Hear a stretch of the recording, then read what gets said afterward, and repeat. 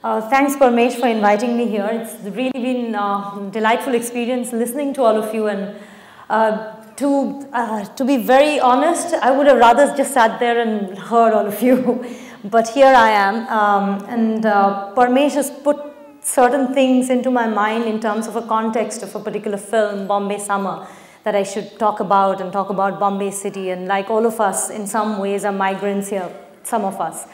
But like just listening to all of you, there are certain other ideas just came to my mind, and I might digress a bit and be really chaotic and not as precise and cohesive as probably the other speakers, but I'm an actress, allowed or unexcused.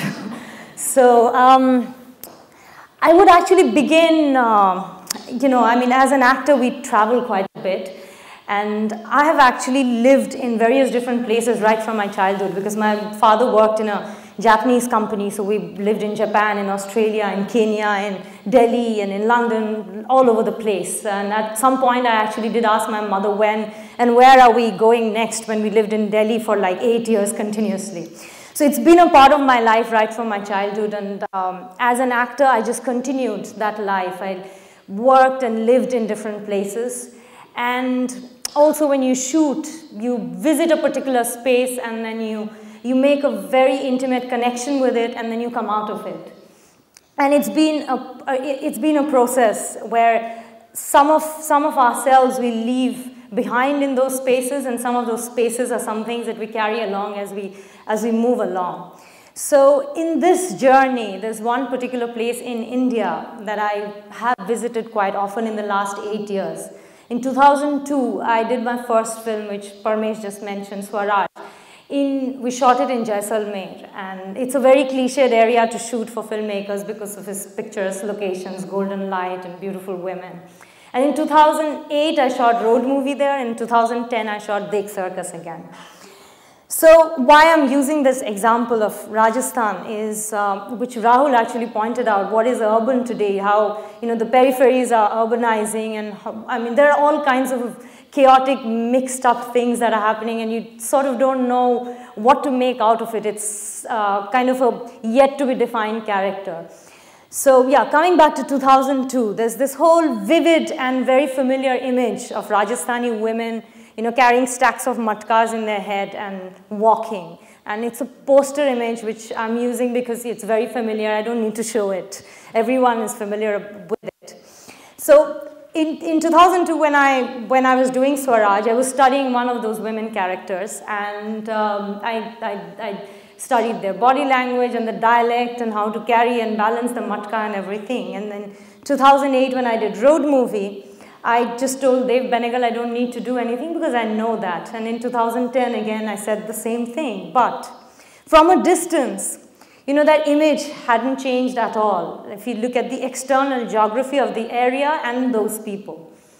And when you zoom in, you notice those like finer differences of the fabric of the clothes which have changed, which have become more synthetic, or the material of the matkas which have changed.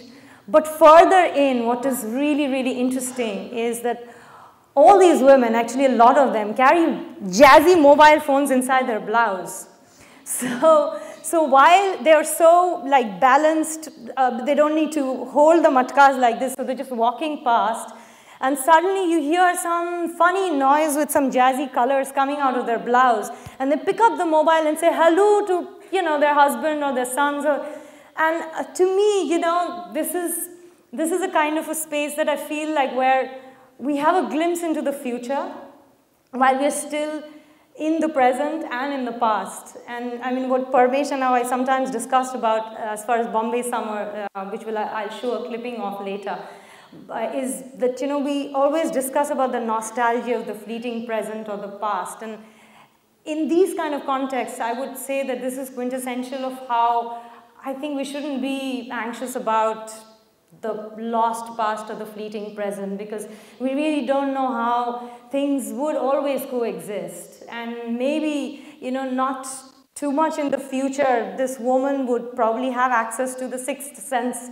technology as well, where she'll actually draw a matka and draw the water, but the village will still not have physically, you know, water. That's why she needs to carry it, and electricity as well. And actually my question to her was, how do you charge that mobile phone? Because there's no electricity in the village. Of course, they steal, you know, from all the poled wires and stuff. Now coming to Bombay Summer and Mumbai City, I think these kind of manifestations are things that we always also kind of encounter in a city like Mumbai all the time, where we're creating and recreating boundaries and shifting boundaries, and all kinds of people like us who have traveled and lived in different places. We bring in something which adds to the character or changes the character of the city, and I mean, it is becoming, especially in the suburbs, most of the people I know really don't come from the city. They have come from somewhere. And in fact, I was sitting with Shabana ji a couple of days back, and Javed Sab asked me, where do you live? And I said, in Yari Road. And he said, आपके address से पता चलता है किस साल बम्बई आए हैं. So I thought that was like quite a curious observation. I would just like to show a clipping from Bombay Summer. I wouldn't contextualize too much the film, because, you know, most of you haven't seen the film, and it's really difficult to talk about a film in its totality if you haven't seen the film. But I'd like to probably touch upon certain aspects. Yeah.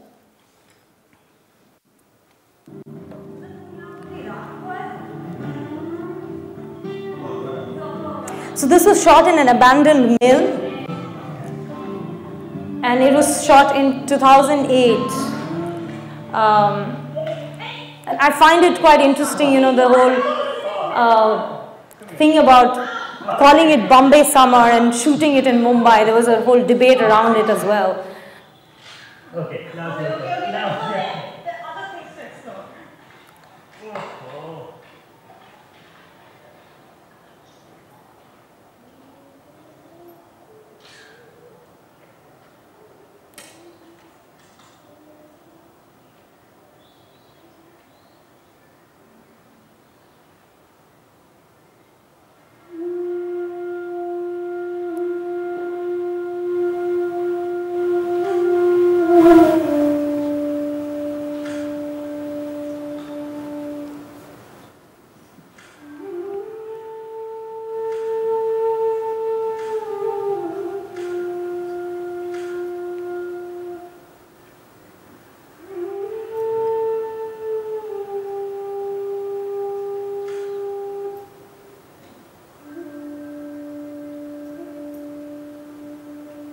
Mother, tell me something.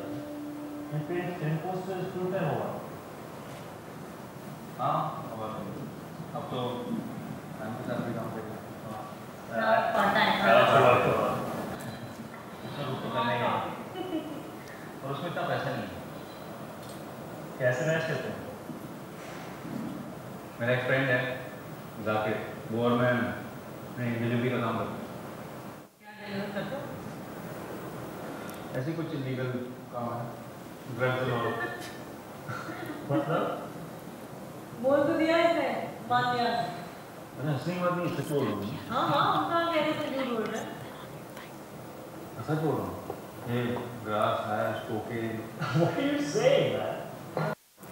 So it's, yeah, I mean, the film is shot in various geographical spaces, like, you know, abandoned mills and old poster shops. And again, as Rahul said, that often we define urban as, you know, the slum or the chawls or, you know, this Manhattan huge buildings. But there are these in-between spaces where you kind of, you know, these three friends who keep hanging out, and this is urban as well. And it kind of fleets between the past, present, future. And I mean, it's cinema, so I wouldn't like to talk much about it. You have a sense of probably, you know, what kind of landscapes the film uses in this scene. And also, you know, the landscape of the characters. That somehow, you know, there are common themes in the matrix of Bollywood film. There is a shift, as Parmesh described when he was speaking here, but there are certain common themes that I think in the matrix of Bombay cinema that people have always carried, filmmakers have. You know, the wariness of the unknown and the loss of innocence when you come to this city. And it's a theme that is there in this film as well, that Madan's character, who comes from a from a periphery, from a small village, who has to come here. He has aspirations of becoming a painter, but he sort of, you know, has to make his ends meet, and therefore does all these under dealings with drugs and alcohol and all kinds of stuff. But the heaviness of it has actually gone. That these two other characters, Geeta and Jaydev, who come from very urban, they're Bombay bred, they've been to an English school, they come from well-off families, and they're hanging out with him. And he just says, as a fleeting, you know, information that, oh, by the way, I do this. And she says, हाँ तुमने बोला हमने मान लिया. And they still hang out. And I think it's also, it says about how spaces of urban friendship has actually changed. I mean, it happens to me also oftentimes that I hang out with a lot of people and I don't really quite know a lot about their past. And we're still very good friends. Parmesh is one example. So, I mean, so the film actually talks about all those kinds of fleeting relationships. And the other underlying theme that I think we've always had also in our films is, you know, the rich girl falling in love with the poor guy, or vice versa, and the father not agreeing. And they were, we used to call them, you know, they're filmy stories, and probably they were not that real in real societies. But the manifestation, I mean, a similar story is there even in this film where, you know, Geeta and Jaydev are in a relationship, and then somehow Madan, who comes from a village, and Geeta, they get drawn towards each other, and there is a sort of a manifestation, a new manifestation of that kind of a relationship, and the kind of things that probably are happening more in an urban city like Bombay now.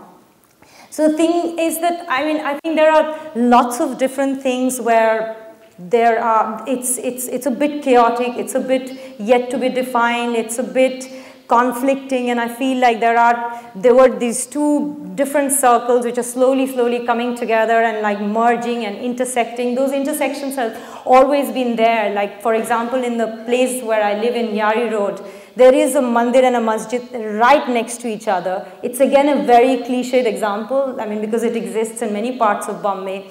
And in the evening, every day, the azan and the aarti happens together, and there's a harmony and a clash, both at the same time. So we're constantly, I think, arguing and interacting and creating a very dynamic reality, which I wouldn't be anxious of. And I would say that I would like to seize and embrace this dynamic reality. And in the end, I would actually like to round it off with a song. It's a Thumri. And in Thumri singing, through traditions, what we've always had is, you know, the verse initially, the sthai, starts with Braj, which is from the Hindu culture. And then when you go to the Antara, there are Urdu couplets that come in. And that's again a beautiful mixture and interaction and an argument, as well as, you know, conflicting cultures coming together. So I'll just end, you know, by singing this. And the thought in this particular Thumri is also about when you have the nazar and beautiful eyes, it's problematic, and when you don't have it, it's problematic as well. So it goes, Ram kare kahin naina ulje nainan ki है बिन नैना उलझाए न सुलझे राम करे कहीं करार छीन लिया बेकरार छोड़ गए बाहर ले गए यादें बाहर छोड़ के हाय रे. So it's again bahar le gaye, yadein bahar chhod ke. We always complain about it, but it's always there together. Thank you.